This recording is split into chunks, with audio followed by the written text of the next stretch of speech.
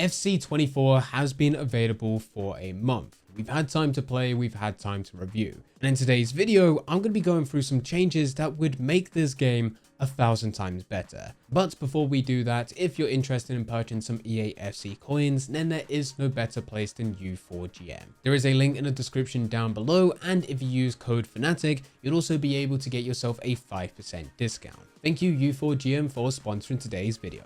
Now, let's get back into it. There's of course a lot of different ways in which EA can improve upon this game. Some of it within scope, some of it completely out of scope, and they will never do.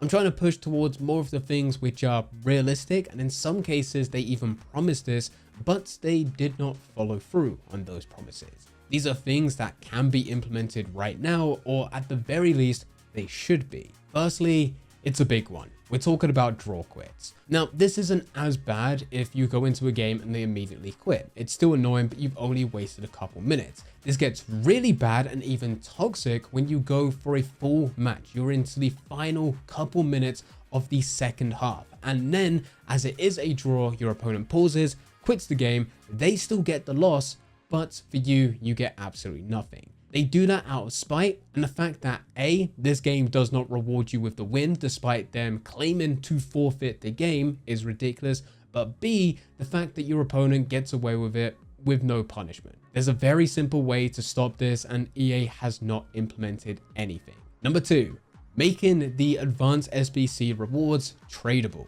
The reason EA changed this was because people used to farm accounts. They'll start a new ultimate team, build up their coin balance, complete advanced SBCs, sell those players on, sell those coins off the account, delete the account, and then start again. But EA made this so that you can't keep farming. There is actually a limit into how many accounts you can delete and start again. The idea of them making these untradeable doesn't solve the problem. People are still able to farm coins on Ultimate Team and profit by selling those coins on. So by changing these back to what fans really want, which are tradable advanced SBCs, really shouldn't make any difference. At the very least, if they're not going to do this, it would be cool if we can get repeatable advanced SBCs that update every single season. Those will be a hell of a lot better. Number 3.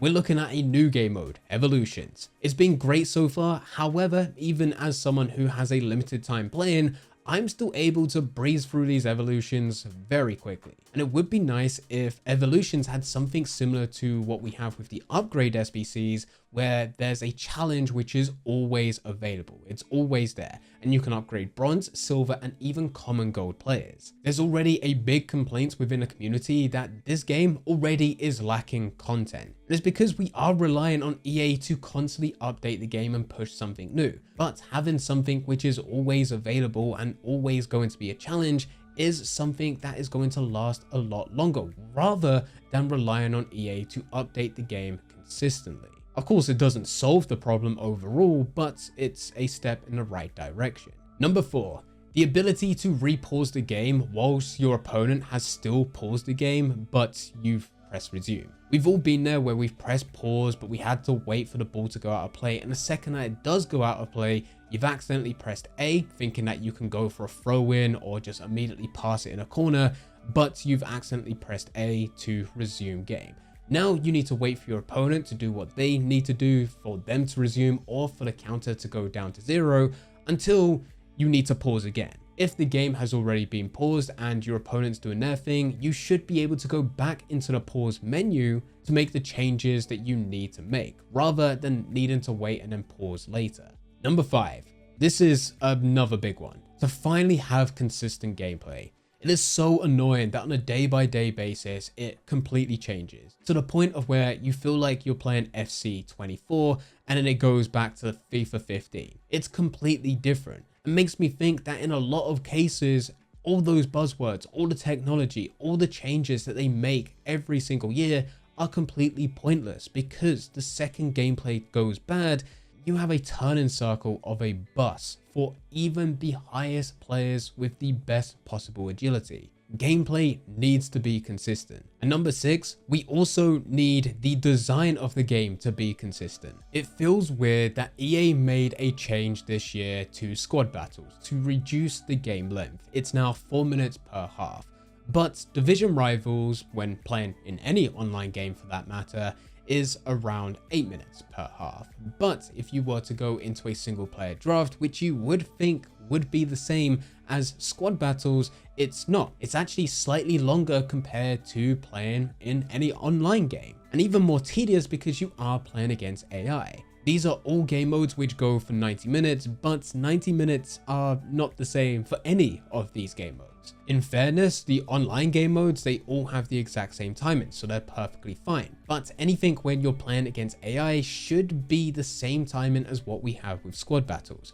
Number 7. The ability to press a button to forfeit all games within the Champions Finals and also the Champions Playoffs and be rewarded with the points. There is an option to forfeit games within the Champions Playoffs, but not within a Champions Final. However, people still do it. It's just one of those things, and this ties into our very first point, where people will then go into games and then immediately quit at 0-0 just so that they can get the loss and get the point to continuously keep on progressing through either of these game modes. By making this little change to forfeit and still be rewarded with the 1 point for the loss, will reduce the amount of people going into games and forfeiting if it's a draw.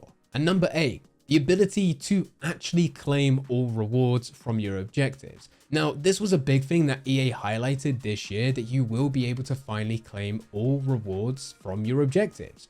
Except you can't. You can within a specific group of challenges, but you cannot claim rewards from multiple groups. What I mean by this is for your weekly or bi-weekly rewards, if you were to complete several of those challenges, you can hover over top of your weekly and press your analog stick in. It'll claim them.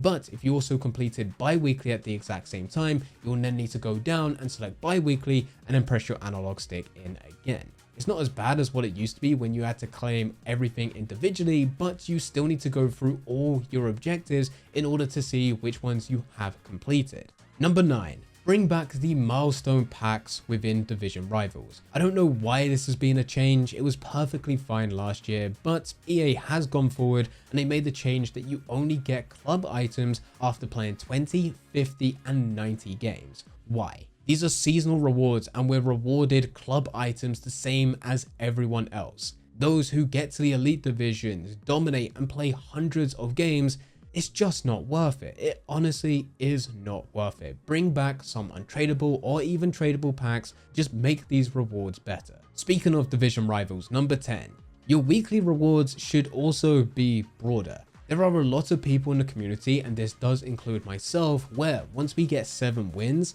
it feels like it's pointless to continuously keep on playing. Yes, you can improve your reward by getting promoted to the next division, but depending where you are within that division, it may not be worth grinding out several games in a row in order for you to be promoted. So you stop, go to a different game mode. If there were additional rewards for getting more wins than just 7 on a weekly basis, this game mode would be so much better for grinding. And it's a shame because Division Rivals is the best in my opinion for gameplay. Sticking to rewards, number 11, it would be nice to see the Team of the Week player picks from your Champions Final rewards. It's gone to player picks, which still have a chance of getting something good, but in all honesty, I miss the red picks. I did very much enjoy and like the card design. And even though in most cases I'm going to get someone who isn't that great from the Team of the Week, there are those rare occasions where you do get something amazing. And it's just not as exciting when going through these player picks. I more look forward to the packs, which is